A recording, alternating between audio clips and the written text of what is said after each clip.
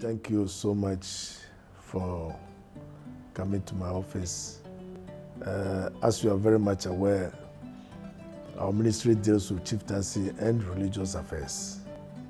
And since His Excellency the President Nana Dankwa Akufo-Addo appointed me, I have steered the affairs of this ministry for the past 2.5 years.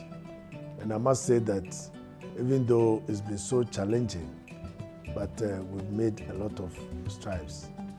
On the part of the chieftaincy, we know very well that the constitution of this country gives the right for the existence of chieftaincy in this country. And so what the ministry does is to monitor and ensure that all the houses of chiefs do the right thing according to the constitution and according to the Chieftaincy Act. So this is what we've been doing over the years. But the challenges that we have mostly have to do with chieftaincy disputes. And it's been so enormous that even though we do a lot, but at the same time, more also come on. For example, when I came here as a minister, we had about 352 chieftaincy disputes.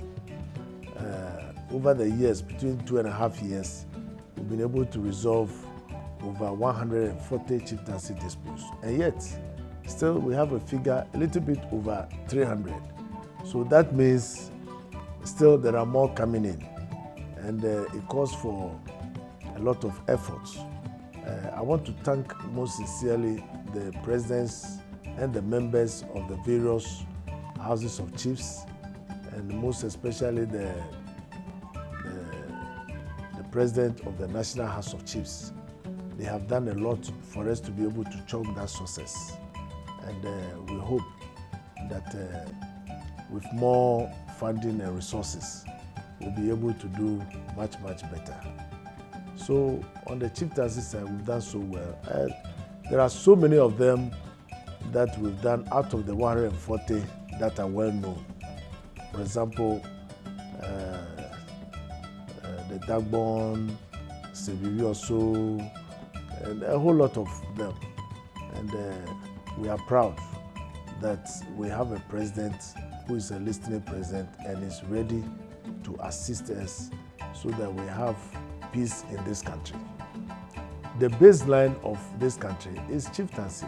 The people, everywhere you go to every town or village, you will find a chief there. And whenever there are issues, people will first even go to the chief before going to the police station. So when there's peace and the chiefs carry their honor and dignity, then it ensures proper peace and unity in the country. And that also makes government projects to succeed. Because many times there are places where, because of chieftaincy disputes, government is not able to pour resources there. And therefore the people don't get developed. And then things go very bad. So we are doing our best, and we hope that we'll do better come this year and next year. Now, on the front of the religious bodies, we are very much in touch with all the religious bodies, the Christian Council, Pentecostal and Charismatic Council. We are very much in touch with them so that we can be able again to bring harmony to this country. Even though there are also a lot of challenges. For example, there are some pastors who don't behave well.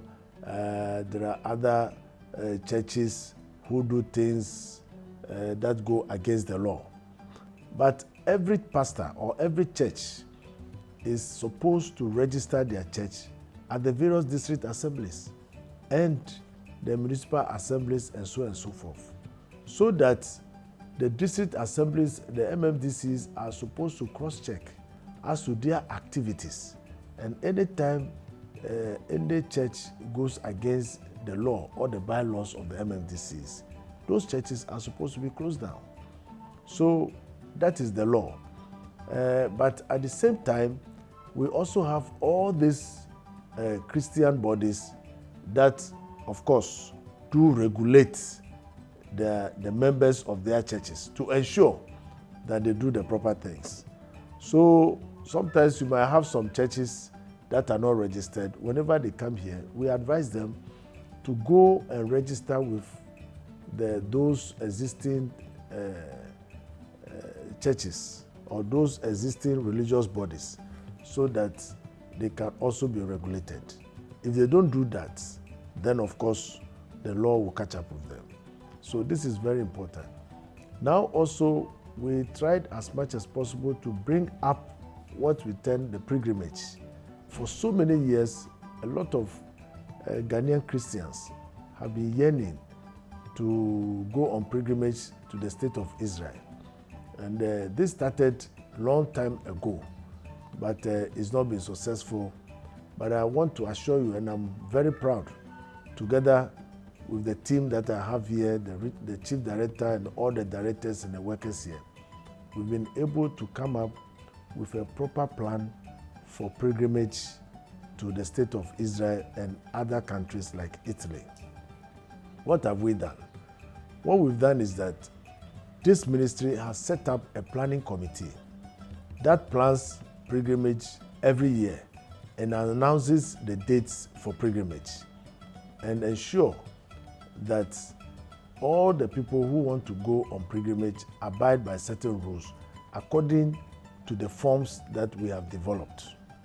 2, we have also instituted a screening committee that screens everybody.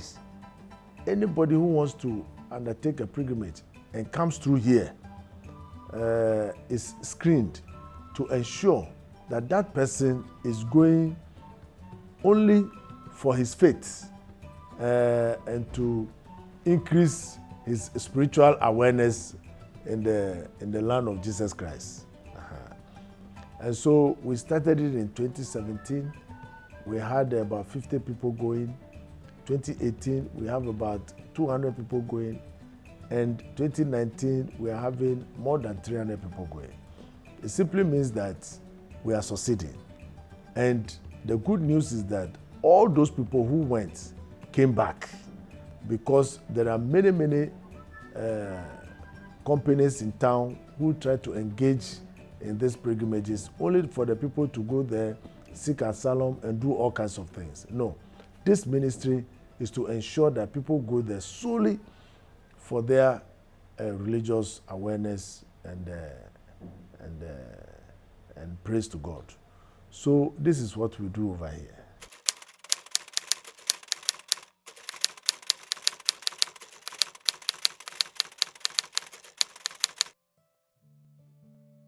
Very well. I believe strongly that when it comes to chieftaincy disputes, it is only the chiefs themselves who can bring about the resolution of their disputes. So if you look at Dagbon chieftaincy, for example, it is being headed by the eminent chiefs, of which Otumfuo is their chairman.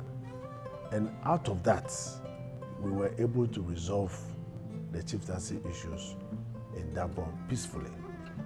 There are also other chieftaincy disputes, like that of Deshi, that of Pram, and a host of lots. All those chieftaincy issues were resolved by the judicial committees of the houses.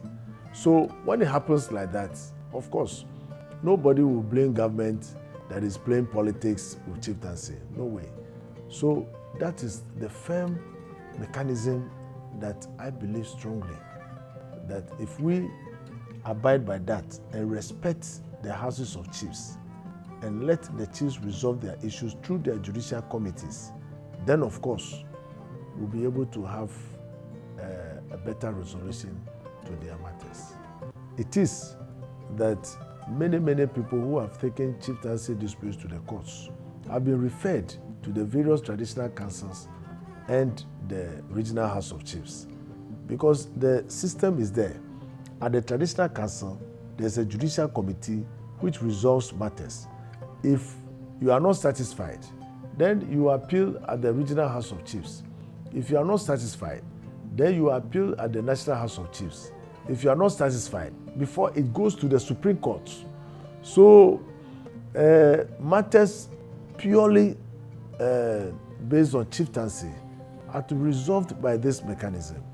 So I am happy that most of the courts now have realized that it is better not to entertain such chieftaincy cases, but to refer them to the various statutory bodies that deal with chieftaincy.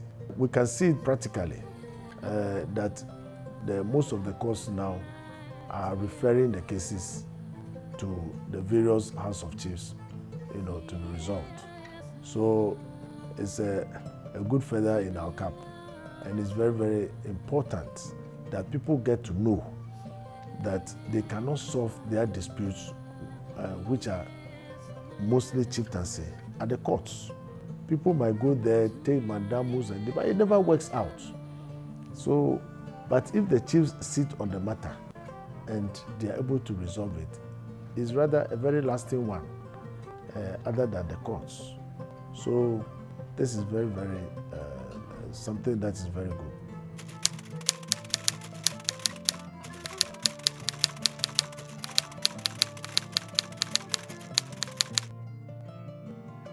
The base of our society dwells on chieftaincy. You go to every village or every town in any of this country, and in all wherever you can find any village in this country, you see a chief there. And when it comes to matters that are based on development, matters based on conflict and all that, you will see that the point or the person the focal point of all those matters are in the palace. So it means that if the chief is able to understand is able to understand that he controls a lot on the ground, I believe strongly that a lot of things can be done. And as I said, no government can succeed if the chief does not believe in the development. If the chief, once the chief takes up the fact that you can develop his area and he believes in it, then it will be accepted by the people. So chiefs stand a lot for us to gain as a government. And that is why the president is very much concerned about all the disputes in this country and is assisting the ministry to ensure that we resolve most of them.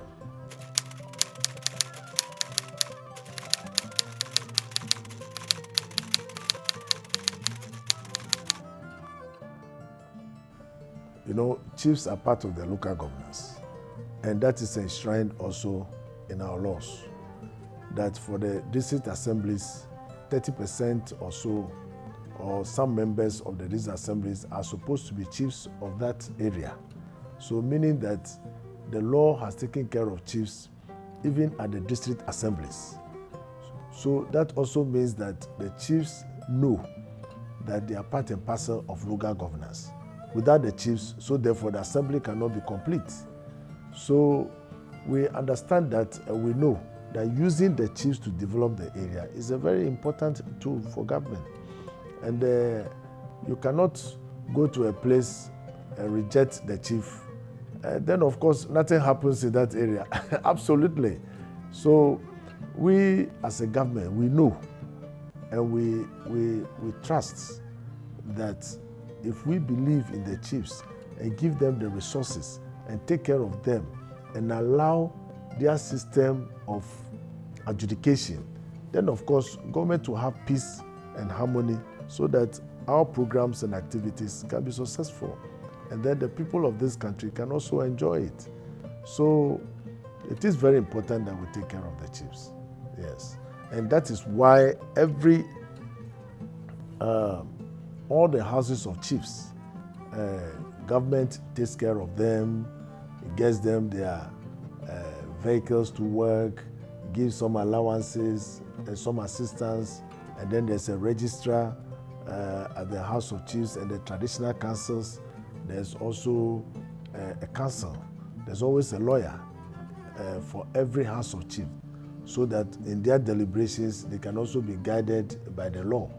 So at the end of it all, when they come out with an adjudication, or when they come out with a report, you can find out that it is very concrete and it works for all of us.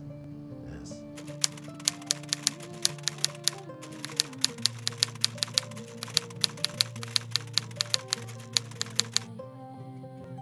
By the law, every region is supposed to have a regional House of Chiefs.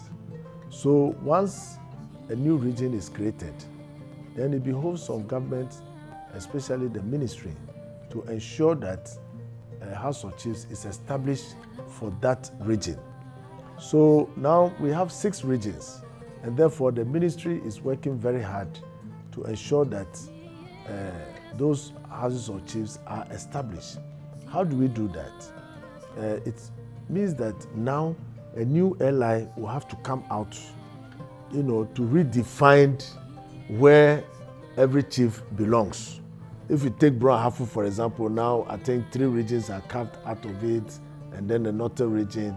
So a new LI is being prepared to be sent to Parliament to be endorsed, so that we can have those members of the House accepted by the region. Once Parliament passes the LI, then of course we will go to the various regions and then institute the House of Chiefs according to the members that are in the new LI. So that means that some chiefs that belong to the old regions will now find themselves in the new region entirely. And then once they are constituted, that means they will have to meet and decide on who is going to be their president and the vice president, and so on and so forth. So we are working on it. We have received the final draft, and we'll be sending it to Parliament very soon. And just after that, the ministry will be engaged in going up and down, making sure that those houses are properly constituted.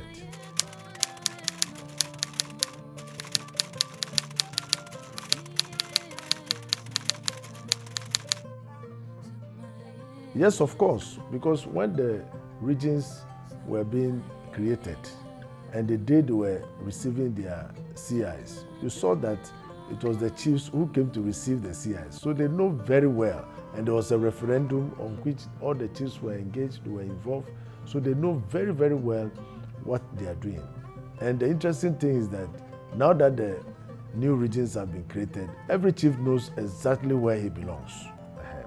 But for now, because we have not yet constituted those new members, so they are still in the old regions until such is done. So they understand the system very well. And I can tell you, if you want some of the best brains and some of the best, most educated people in this country, you'll find them with the chiefs. It's very, very important. Yeah. You see them there. Professors, doctors, whatever. Yeah, they are there.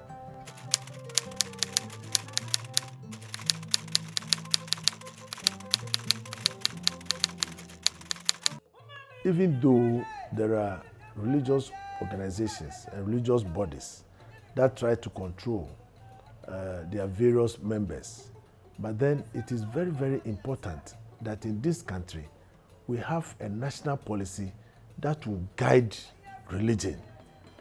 Not only that, we have a policy that will also allow all the religious bodies to understand where we want to go, where we are coming from and where we want to go.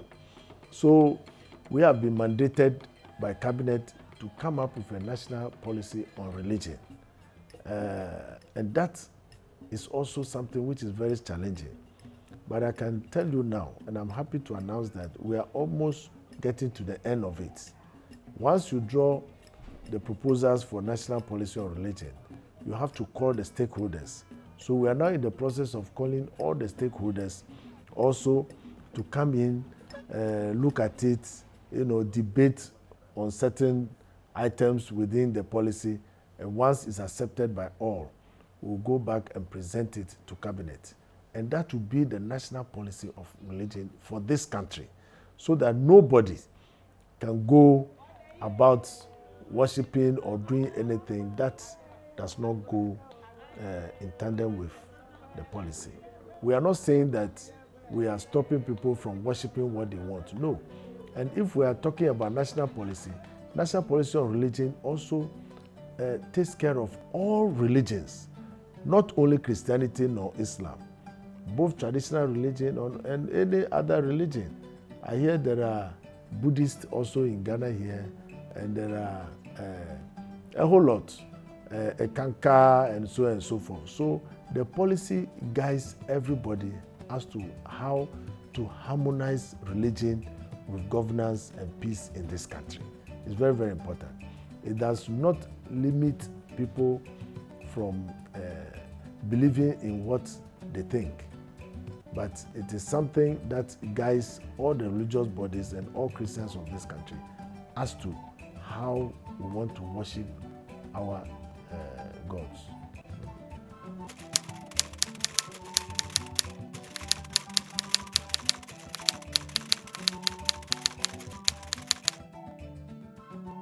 Every year, we'll bring all religious bodies together and tell them what the government wants, what this country wants, and they will be guided also by the national policy to ensure that they live in harmony. There was once a case in Kumasi somewhere, and the security people were on top of their jobs. Otherwise, there'll be chaos. So we don't want to take that peace for granted.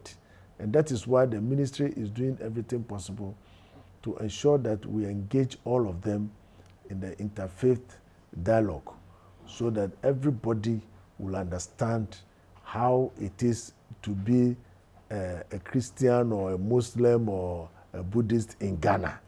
If that happens, then of course we'll have the peace that we are all looking for. So we are doing that. We did it last year, and this year too we'll be doing it, and 2020 we'll be doing it. Every year we'll do it, and it's very important.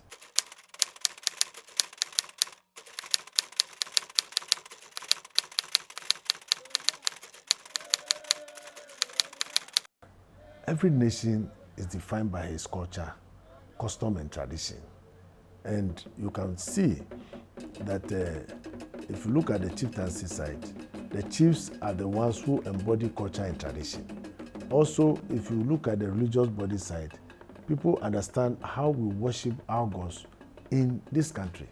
So it is very, very important that people outside this country tend to understand who is a Ghanaian. What does he do? What does he believe in? How does he live? Before they would like to do a business with us. So it is our mandate to fight hard to sell ourselves to the outside world, so that nobody will look at Ghana as a place where maybe if you come here, you can't live here. By exposing our culture and tradition and customs. Last year we were in Dubai. Even this year, I was in Germany on a Kente festival. And many people come here, a lot of Germans come to Ghana, and they just look at Kente, but they do not understand even the colors. They don't understand how come a certain Kente is supposed to be worn at a certain time or at a certain fashion. So those things, we have to expose them to the people. We have to expose them outside. Once they get to know who we are, and what we worship, I'm very sure that there will be more tending to work with us and to trade with us and to come to us for business. So even though we are not directly engaged in trying to promote business, but of course we are engaged in promoting our culture to enhance business in this country.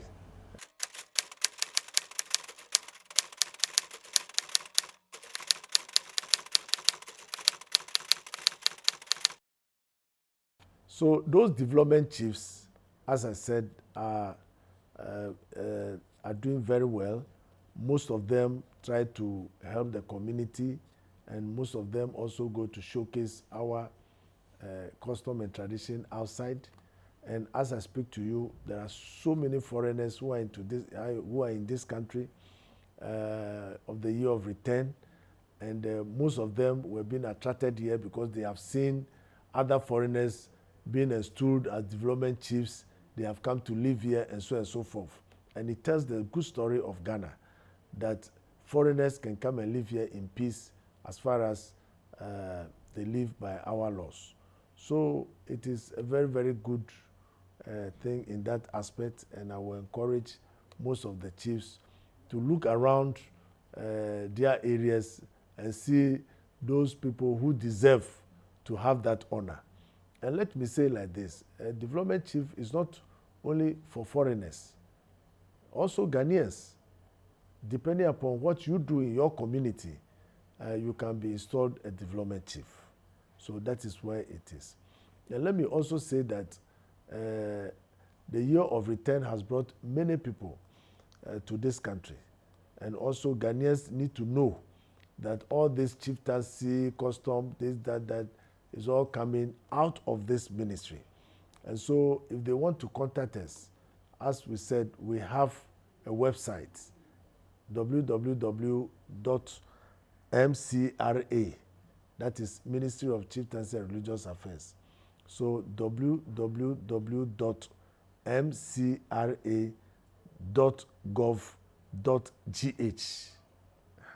If you go on that website, you'll get to know a lot